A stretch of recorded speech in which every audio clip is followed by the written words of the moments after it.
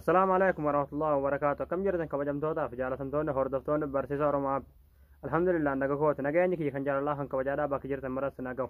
ايغا دعوتوتن كيا بروم سرا كن كيساتي ون نسم برسيسو ايمون ابديتي تي وان بريدا وان حالا نما گمچس وان حالا نما تلوان هارو في دجرا وان ان في دسنين اسم برسيس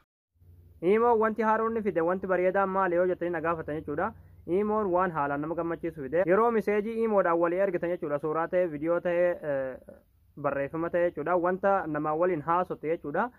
dhossaadhaan iccitiidhaan jechuudha haasa'uu dandeessan jechuudha isin gale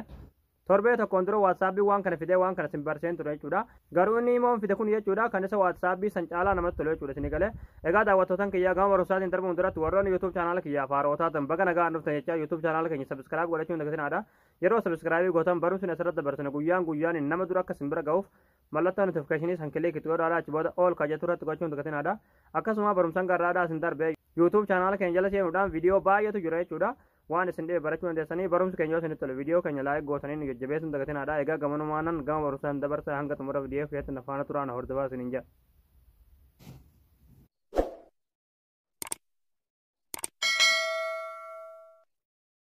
Hayyee daawwattootan kiyyaa iimoon keessa wanta haarawa amma dhufe kan akka isinii fidu haaromsuu yookiin abdeet gochuu qabdan jechuudha isin gale pilaastorii keessa galtanii haaromsuu qabdan jechuudha bakka seerchi kanarratti imoo barreessanii haala kanaan abdeet yoo isin gaafate oopin ji'uu dhabee abdeet yoo kan jiru taate abdeet gootanii haaromsitanii jechuudha isin gale haaromsitan malee waan kana isiniif hin fidu jechuudha waan isinii galu qofa jechuudha isin gale egaa yeroo imoo keessan haaromsitanii raawwatan jechuudha imoo keessan irra galtanii achi booda nama miseejii hiccitiidhaan walii barreessuu barbaada san irratti hin dhootanii fakkeenyaaf kanaaf filadhuuti kan marratti sin agarsiisutti as gadi jechuudha as gadi wanni afur ni jirti jechuudha isin galee fakkii ida'uu sanarratti kilikni gootanii achi booda haala kanaa waasati isin fide jechuudha isin galee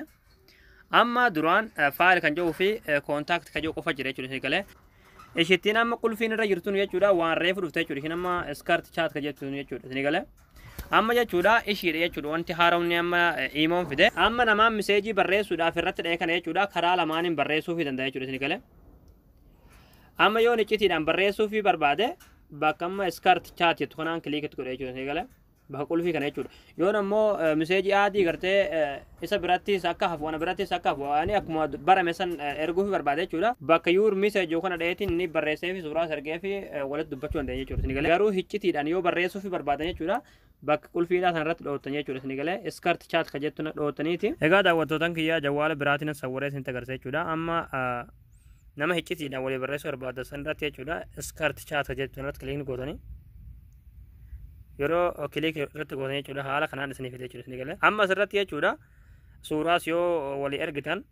barreeffamaas yoo walii ergitan viidiyoos walii yoo ergitan yeroo namni isin ergitaniif sun ilaale jechuudha wanti isin walii ergitan sun hundinuu ni bada jechuudha isin galee wanti isin walii ergitan sun jechuudha gama lachuunuu ni bada jechuudha isin galee suuraas ta'ee barreeffamaas ta'ee viidiyoos ta'ee wanni isin gama qulfii kanaa walii barreessan jechuudha isin galee yeroo namni sun laalee raawwatetti jechuudha isin biraayis namichi biraayis hin bada jechuudha isin galee egaa daawwattootan kiyyaa akka isinitti tolee abdiin qabaa barumsa kee kanarraa asirratti raawwataa barumsa dabalataa argachuudhaaf chaanaala keenyaaf haaraa taatan sabskiraayib gootanii maatii keenya ta'uun dagatinaadha barumsa keenya isinitti tole viidiyoo keenya laayik tuquun dagatinaadha barumsa birootiin haga walitti deebinutti waan hordoftaniif galatooma.